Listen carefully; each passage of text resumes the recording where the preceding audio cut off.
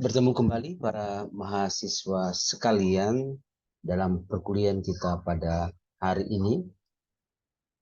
Di pertemuan kita yang sebelumnya, kita sudah melihat pengantar di modul yang pertama, dan di modul yang kedua itu kita melihat bagaimana hubungan antara ilmu pengetahuan dan metode penelitian, yang tentunya pemahaman konsep ilmu pengetahuan dan pemahaman tentang konsep metode penelitian itu saya harap para mahasiswa sudah membaca dan memahaminya dengan baik.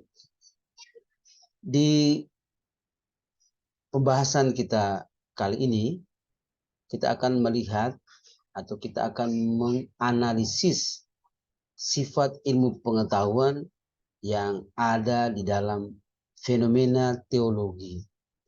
Fenomena teologi yang saya contohkan di sini adalah fenomena tentang kebangkitan Kristus. Tujuannya apa?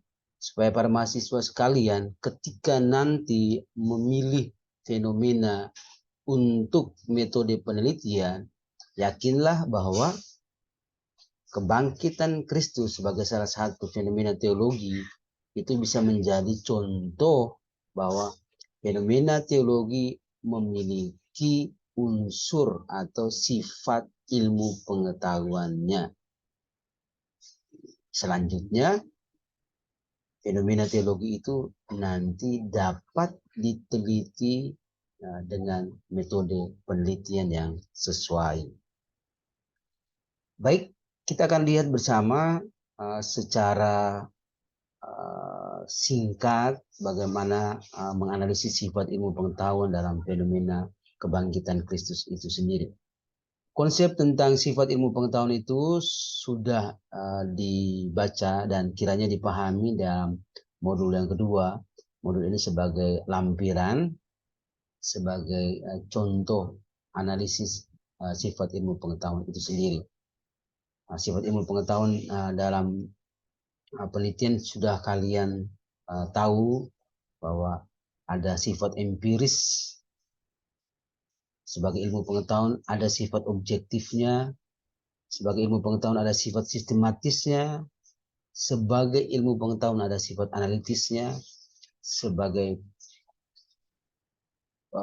ilmu pengetahuan ada sifat pemahaman yang berkembang. Para mahasiswa bisa melihat uraian penjelasan tentang sifat ilmu pengetahuan itu dalam fenomena kebangkitan Kristus di bawah, berdasarkan pengalaman,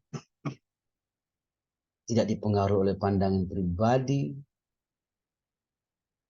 terstruktur secara logis,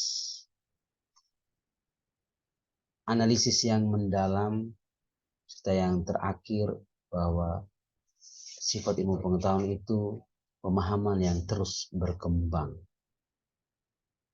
Saya berharap bahwa para mahasiswa dapat membaca dan memahami uraian ini sebagai format atau sebagai contoh yang nantinya di pertemuan selanjutnya para mahasiswa dapat mencari salah satu fenomena teologi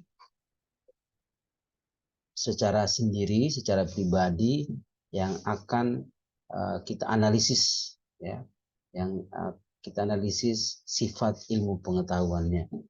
Sehingga dengan selesainya para mahasiswa menganalisis sifat ilmu pengetahuan itu, maka kita akan masuk ke tahap berikutnya tentang bagaimana langkah-langkah praktis kita membuat metode penelitian terhadap sebuah fenomena teologi. Saya berharap bahwa para mahasiswa dapat membaca dan memahami. Jika ada pertanyaan tentang pembahasan ini, para mahasiswa dapat mengirimkan pertanyaannya lewat email atau langsung lewat chat pribadi, WA pribadi, langsung ke saya, dan saya akan membaca dan memberikan tanggapan terhadap pertanyaan para mahasiswa sekalian.